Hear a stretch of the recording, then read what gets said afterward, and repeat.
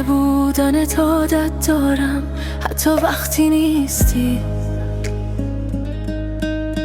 خونه ساکته، قلبم شلوغه، همه چی بی تو سنگینه. گفتی قوی باش میتونم، ولی قوی بودن سخته. وقتی کسی که دوست داری دلیل رفتنش سکوته.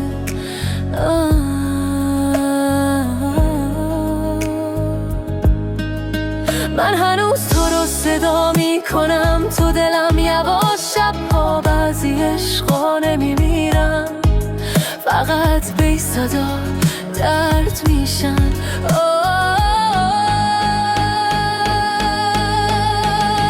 نوازشم کن حتی از دور، حتی اگه برنگردی، این دل هنوز تو رو میخواد، حتی وقتی سردی.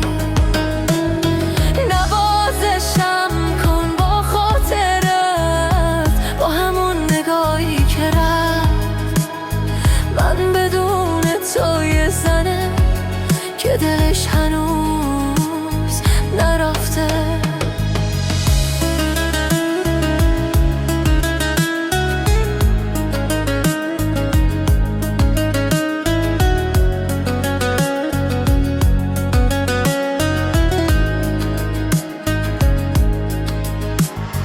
همه میگن عادت میکنی، ولی عادت دروغه، چیزی که از دل رد بشه تا آخرش میسوزه.